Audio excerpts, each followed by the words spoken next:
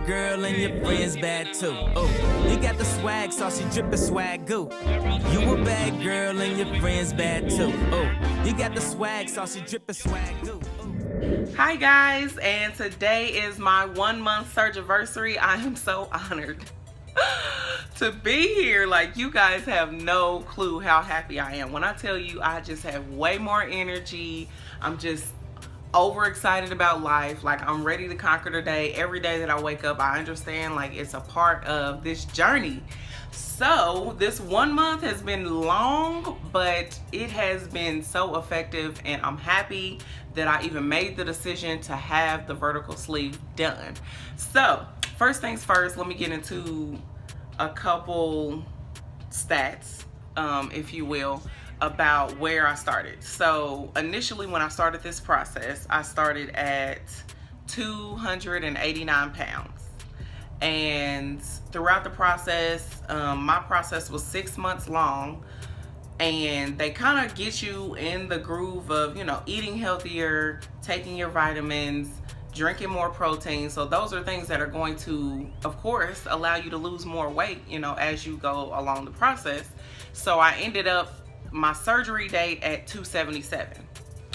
And from 277, I want to say when I got out the hospital, I was like 269.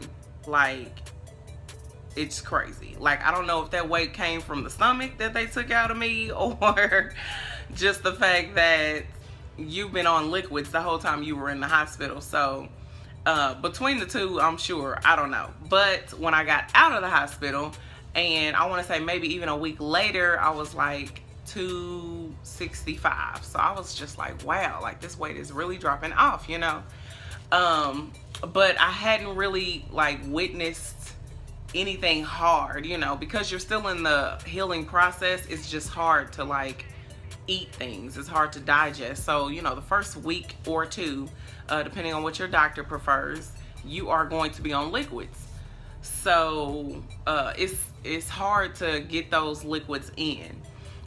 So you're still going to be losing weight, obviously. And then to speed all the way up till today, I am about 35 pounds down, and that is just phenomenal. Like, I just don't even have words. I never thought that I would like lose that much weight in a month. Like, and I'm not gonna say it's effortless, because it's not. Like, it is totally work, because as the time goes on, you're still trying to like get all your fluids in, make sure that you're taking this, and make sure you're taking that, and make sure you're eating this, because you'll encounter stages that will, you know, help you to kind of regain normal eating habits again. So just trying to see like what my stomach tolerates versus what it doesn't has been quite a journey just in 1 month. Like, and I swear I haven't even scratched the surface of what I really want to eat. So I'm excited about, you know, going forward and what that's gonna bring. Yeah.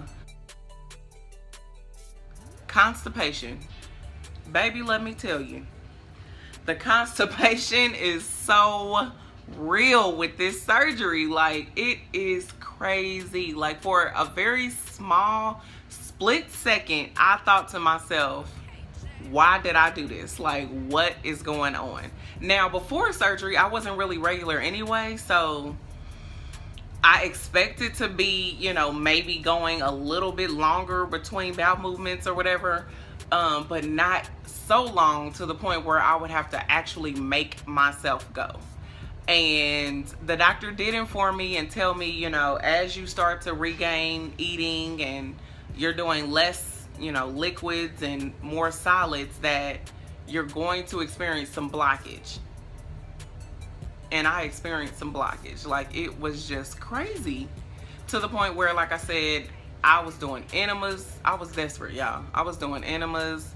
I was doing laxatives. I just really started the whole laxative thing. That's probably my issue. And they do kind of tell you, you know, maybe to have some X-Lax or some Miralax or something like that on hand. And I was kind of hard-headed, I can't lie. I'm not really like a pill taker or somebody that just takes these random additives on top of what I already kind of have. So what worked for me was doing the enemas, and that's what kind of got me flowing at first. And then I started taking Miralax in the morning with one of my protein drinks. And then at night, I would do Smooth Move, which is like a soft laxative tea. It's very like mild. However, it has a huge impact. So between the two and doing that for a couple days, it really honestly like helped to get me regular, like really flowing.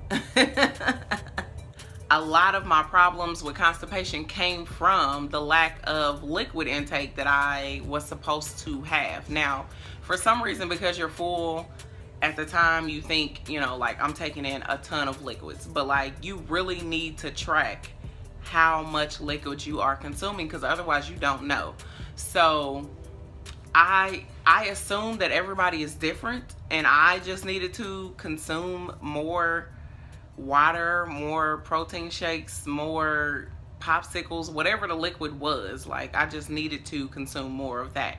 So I started to pay attention to that, and when I tell you, I would be like right here, this is me. I would be like, hey girl, yeah, how you doing? Like sipping my drink, because you just, that's the only way. Like you just seem so, I don't know, like you just seem like this is your motion all day, every day, like sipping all day. And it seems repetitive and obnoxious, and it is. However, if you don't want to be constipated like me, honey, I'm telling you from experience, take that advice, take it and run, and not to the bathroom, okay?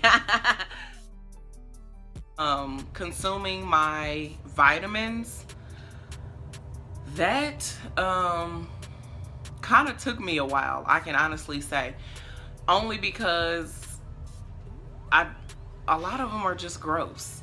Like I don't know how else to say it.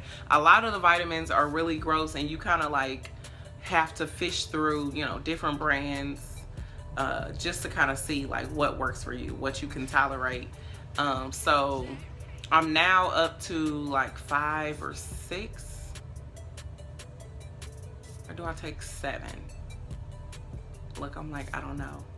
I think I take about 7 vitamins. And for the most part, you want to concentrate on your calcium. You want to concentrate on your vitamin D. I do take B12. And then I'll take a hair, nail, and skin, and a 1-a-day vitamin. And that's one of the ones that I have such a hard time with because it's really big. But I find that if you get like a pill cutter, then you can, you know, take them at separate times. Actually, it's like maybe 1 in the morning and 1 at night or something like that. Hair loss, baby, it's a tragic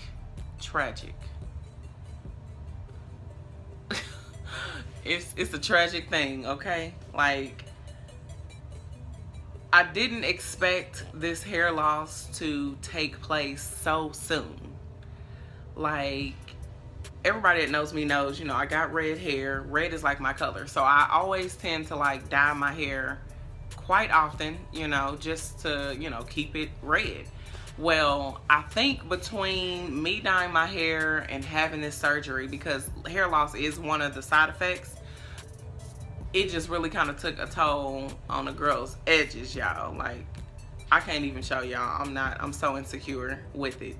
But just know the hair loss is real, and it's important that you take like some biotin, or like I said, a hair, nail, and skin, in order to kind of like regenerate what's already going to happen. So I don't want you to be shocked. It is going to happen.